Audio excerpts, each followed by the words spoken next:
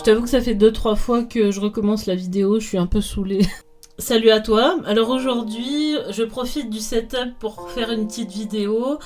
Et j'ai vu que Esther en avait posté une cette semaine qui parlait de créativité.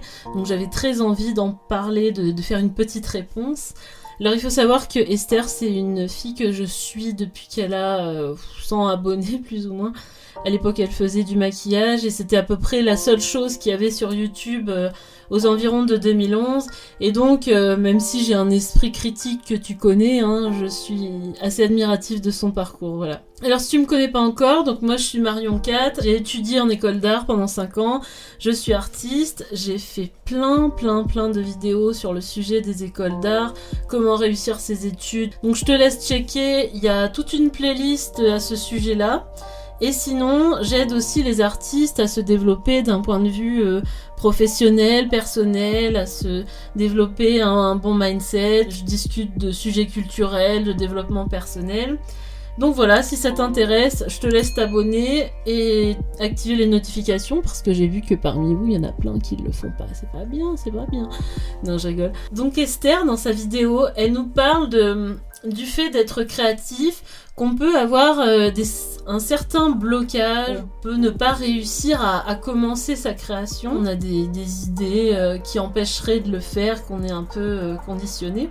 Dans votre vie, vous vous dites que vous avez envie de faire des trucs, que vous avez envie de créer des trucs, que c'est là, vous le voyez, mais vous n'arrivez pas à le faire en fait. J'ai trouvé ce concept un peu bizarre, je sais pas toi, mais moi, quand j'ai une idée, j'ai hyper envie de la réaliser, si tu veux. C'est tout ce qui est créatif, tout ce que je qualifierais de créatif, ça démarre déjà d'une idée. Par exemple, je me dis tiens, j'ai envie d'écrire un roman, j'ai envie de faire un dessin, de faire une peinture, un peu plus rarement, hein, mais j'ai envie de faire une vidéo. C'est plutôt l'idée qui me vient, tu vois, le projet, quel personnage il va y avoir, quel style je vais faire, quelle couleur je vais utiliser, plutôt que tiens, je vais être créatif aujourd'hui, tu vois. Pour moi, créatif, c'est plutôt une qualification qu'on mettrait une fois qu'on a fait la chose. Après, tu peux commencer un projet et puis pas être créatif. Enfin, je sais pas si tu vois ce que je veux dire, mais créatif, pour moi, c'est une qualification parmi d'autres qui n'a pas plus de valeur. Mais je trouve que le développement personnel nous met pas mal d'injonctions, tu vois, pour être au 21e siècle.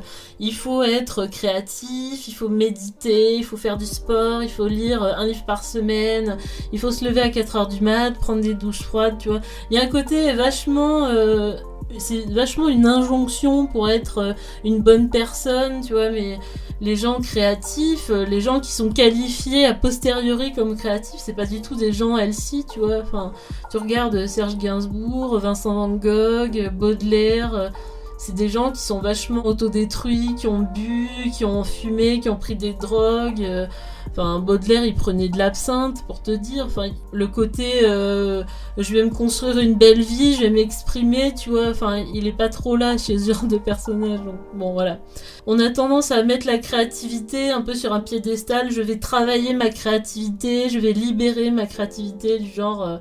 comme si elle était prisonnière. C'est un peu comme ceux qui disent ouais, j'ai plein d'idées dans ma tête mais j'arrive pas à parler, j'arrive pas à les exprimer en mots.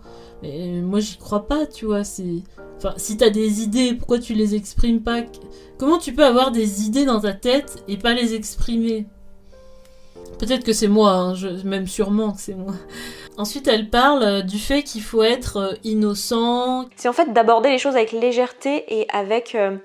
une certaine innocence enfantine en fait, et une certaine patouille. Moi j'appelle ça un peu patouiller. Se laisser l'espace de se planter, de pas se juger. Enfin, les enfants, ils s'en foutent en fait de savoir si ce qu'ils vont faire c'est bien. Ils font juste un truc parce qu'ils ont envie de le faire. Ne pas être dans le jugement. Alors ça, moi je suis entièrement d'accord. Je te laisserai checker par ici une vieille vidéo que j'avais fait, mais qui est toujours valable. Je suis toujours d'accord avec ce que je dis sur le fait de... justement d'être indulgent avec soi-même, d'être bienveillant, de pas se dire ce que je fais c'est moche. C'est un truc que j'ai vachement remarqué en fait en tant qu'artiste. Si t'es dans le jugement, tu fais rien. Pour moi, le jugement, c'est un truc de spectateur. c'est un truc qu'on a peut-être a posteriori quand on a fait quelque chose, quoique je doute que ce soit vraiment utile de juger son travail. Si tu as un avis, si tu es juge de ton travail artistique, tu n'avances pas, ça c'est sûr. Mais c'est toujours un peu le délire, tu vois, du développement personnel, il faut faire les choses bien, il faut réussir, tu vois, il y a un côté vachement... encore l'injonction, tu vois, que... c'est forcément, si tu fais du développement personnel, si t'as pour ambition de t'améliorer, de peaufiner chaque aspect de ta vie, c'est sûr que ça va être un peu compliqué quand tu vas vouloir être créatif et abandonner tout contrôle sur ta vie, si tu veux. C'est un peu antinomique, hein, quand même. Mais sinon, ouais, moi je suis vraiment d'accord qu'il faut se laisser un espace mental suffisant pour créer. Faut pas être spectateur de ces œuvres d'art, en fait. Ne pas être dans l'auto-jugement et ne pas avoir peur de faire des trucs nuls, parce qu'évidemment... c'est vachement contradictoire. Tu te dis, mais si tu juges déjà que tes trucs sont nuls, ça veut dire que t'es dans le jugement. Ça veut dire que tu te laisses pas la possibilité de faire des trucs, justement, puisque tu les as déjà jugés. À mon avis, le fait de faire des trucs nuls, de les juger comme nuls, c'est le degré zéro de la créativité, si tu veux. Parce que, c'est pas la peine de continuer. Après, si tes trucs sont nuls, on arrête tout de suite. Hein. Et après, j'ai trouvé dans sa vidéo, il en vient une sorte de confusion entre la créativité et la pratique des arts. Si vous êtes dit, tiens, je vais me mettre à composer des morceaux et que pour ça, vous avez regardé des gens, vous avez rencontré en fait quelqu'un qui compose, ça vous a inspiré, vous dites, ah, j'aimerais bien faire ça, évidemment que ce que vous allez faire, si cette personne, ça fait 15 ans, 20 ans, 30 ans qu'elle compose, c'est d'une évidence absolue que quand vous allez composer votre premier morceau, il y a de bonnes chances que ce soit une suite de notes qui soit pas très originales. C'est ça souvent l'un des trucs qui nous bloque, c'est qu'on a cette volonté de réussir, alors que le but de la création, c'est pas de réussir, c'est juste de faire. Et quand t'es entrepreneur, t'es créatif. Et c'est pas parce que tu vas faire un dessin, c'est pas parce que tu vas jouer de la guitare que tu vas être créatif. Quand tu joues d'un instrument, quand tu cherches, comme elle explique, à t'améliorer, à progresser dans un domaine, c'est simplement que tu pratiques un art ou une activité. Mais ça, c'est pas de la créativité. Selon moi, la créativité, c'est plutôt ta capacité à recevoir le monde, à innover, à faire des choses différentes de ce qui se fait. Mais toute cette idée selon laquelle il y a une progression, en plus c'est vachement lié au jugement, tu vois, parce que en gros tu te juges pas, mais tu veux quand même t'améliorer, tu veux quand même progresser. C'est naturel. Mais si tu veux, moi je fais une grosse différence entre les deux, parce que la pratique d'un art c'est comme la pratique d'un sport, tu vois. Si tu joues, si tu fais de la natation, tu peux apprendre des techniques qui te permettent de nager mieux, d'être plus à l'aise, d'aller plus vite. Pareil pour la cuisine, si tu veux, tu commences par le gâteau au yaourt, puis après, au fil des mois, au fil des années, tu peux faire un Saint-Honoré. Mais là-dedans, il y a tes capacités de progression, d'apprentissage qui sont requis. C'est pas parce que ce qu'on fait, c'est pas bien maintenant, en tout cas à nos yeux, qu'on est nul à ça et qu'on n'est pas créatif, ou moi je suis pas du tout un peintre, ou moi je suis pas du tout un dessinateur, ou moi je suis pas du tout une dessinatrice, ou je suis pas du tout un écrivain, qu'on n'est pas un dessinateur. Mais tout ça, c'est je suis ceci, je suis cela, tout ça, c'est vachement tourné vers l'ego. Alors on dit qu'il faut pas se juger, alors moi je suis tout à fait d'accord, et qu'il faut pas avoir peur de faire des trucs nuls. Mais des trucs nuls pour qui? Pour soi, pour les autres. On a peur que on puisse pas égaler le niveau des personnes qui sont déjà dans ce domaine-là depuis 10 ans, depuis 20 ans. Mais bon, ce qui fait que quelqu'un va plus facilement et plus généralement susciter de l'intérêt ou susciter des émotions ou créer quelque chose chez les autres, et c'est ce qu'on appelle en général le talent. Moi, je trouve qu'il y a un côté vachement social dans cette vision de la créativité du point de vue développement personnel. Parce qu'elle parle de susciter l'émotion, de susciter quelque chose chez les autres. En fait, c'est pas tellement le talent, en général, c'est surtout beaucoup d'expérience, beaucoup de temps à se laisser l'espace de grandir, à se laisser l'espace à faire des trucs, en fait. Et j'ai pas besoin que ça soit bon ce que je fais, j'ai pas besoin que ça soit réussi ce que je fais, j'ai juste besoin de kiffer le processus, en fait. Alors que la créativité, finalement, c'est quoi? C'est épater les autres? C'est se sentir fier de soi? Non, moi je crois que la créativité c'est ni l'un ni l'autre. Je crois que c'est une émotion très personnelle qui vient du plus profond de soi Et ça rejoint cette idée de confondre la créativité avec la pratique d'un art, dans l'idée où il faudrait s'améliorer, progresser pour montrer aux autres qu'on est doué et pour valoriser son ego. Mais en fait, c'est pas du tout ça. La créativité, c'est plutôt une idée qu'on a et qu'on réalise, que ce soit en art ou dans un autre domaine complètement différent, comme l'entrepreneuriat ou l'artisanat ou des tas d'autres choses. On a l'impression que être créatif, c'est un truc positif, tu vois. C'est-à-dire que si t'es créatif, c'est que tu fais un bon art, c'est que tu t'améliores. Alors que être créatif, c'est tout simplement être à l'écoute de son soi intérieur, générer des idées, innover,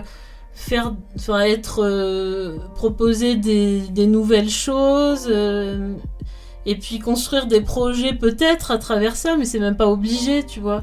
Elle dit que la créativité, c'est une sorte de patchwork de trucs existants, tu vois, que c'est pas un don du ciel. La créativité, c'était surtout un remaniement de trucs existants. Moi, je m'étais mis dans la tête, en fait, que c'était un truc, genre, un truc qui allait me tomber comme ça, genre comme la Vierge Marie, tu sais, genre... Non, en fait, c'est juste un réarrangement de choses qui sont déjà existantes. C'est juste qu'elles passent par ta perception, par ton histoire, par la vision que toi t'en as. Enfin, moi ça me saoule un peu comme façon de présenter la créativité. Enfin, moi j'aimerais pas quand je fais un projet qu'on me dise ah oui, ce que tu fais c'est vraiment un patchwork de trucs existants. Enfin, je sais pas, je trouve ça un peu négatif.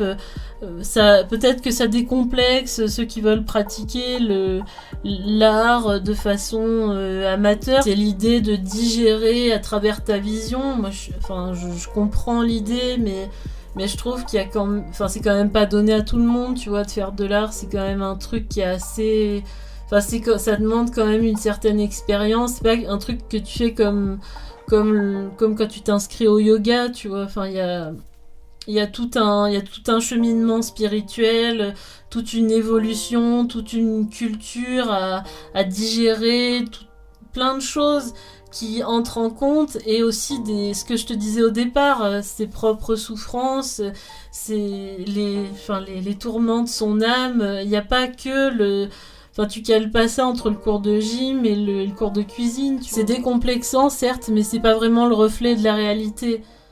Parce que c'est pas parce que tu captes ce que tu vois que t'es un artiste.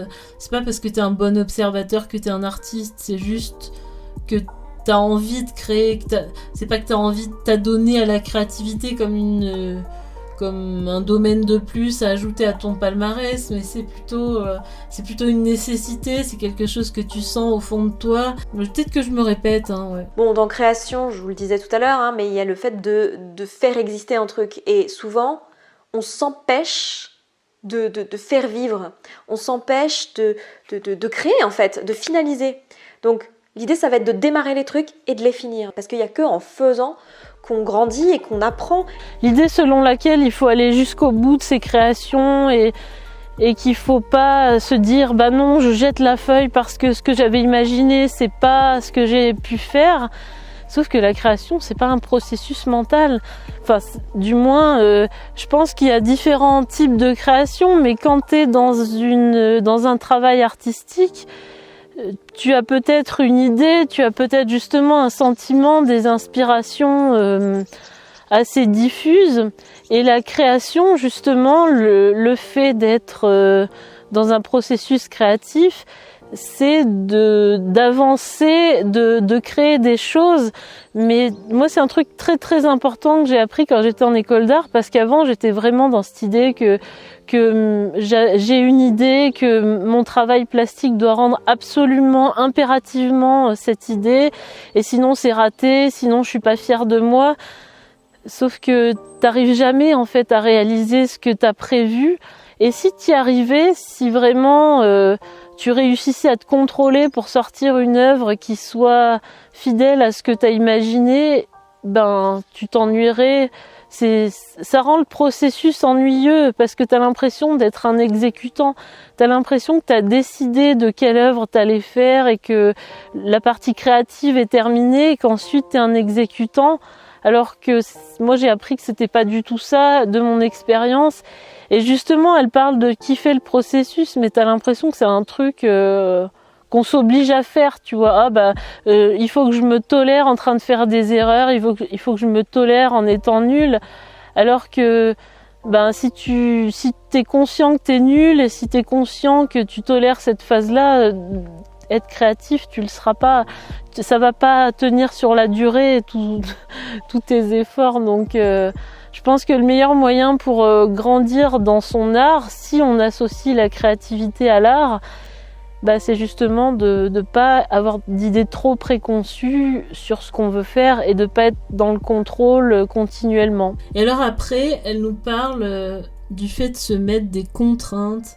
Donc peut-être une contrainte de temps, une deadline, un truc de genre je procrastine pas sur ce truc-là et je vais au bout. Mais c'est de se donner des contraintes à la con. Moi je sais que ça aide vachement.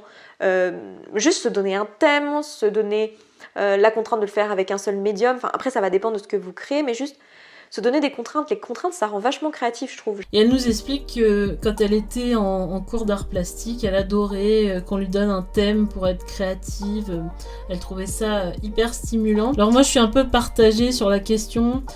Et je trouve que le fait d'être créatif, justement, si on reprend le départ, le premier niveau de réflexion, c'est-à-dire que la créativité, ça démarre d'une idée, ça démarre d'un projet et pas d'une envie d'être créatif. Avoir une contrainte, c'est complètement saugrenu, si tu veux. Les grands artistes, Picasso, tous ceux qui ont écrit, qui ont fait de la peinture, c'est des personnes dont le style, dont les ressentis dépassaient les contraintes qu'ils pouvaient se mettre. Alors des contraintes, on en a toujours. Quand on est artiste, on a la contrainte du matériel, la contrainte de nos propres capacités techniques. Mais de se mettre une contrainte de sujet pour faire une œuvre d'art, ou pour être créatif, oui, ça rend créatif. Comme moi, quand j'étais prof, oui, c'est sûr que les élèves, on a besoin de leur donner une contrainte, sinon ils sont pas stimulés. Mais quand tu fais ça pour toi, quand tu fais ça pour accoucher de tes idées, pour accoucher de ce qui mature en toi, est-ce que tu as vraiment besoin d'un sujet, d'un thème ? Est-ce que c'est vraiment nécessaire ? Non, moi je pense que le fait justement d'avoir des contraintes, ça va t'amener dans plein de sujets différents, dans plein d'œuvres, entre guillemets, dans plein de projets qui partent dans tous les sens. Et ce qui compte quand tu veux avoir une démarche artistique, c'est d'avoir une continuité, c'est d'avoir un fil conducteur. Et ce fil conducteur, c'est toi, c'est ton âme, c'est toutes les choses qui se passent à l'intérieur de toi.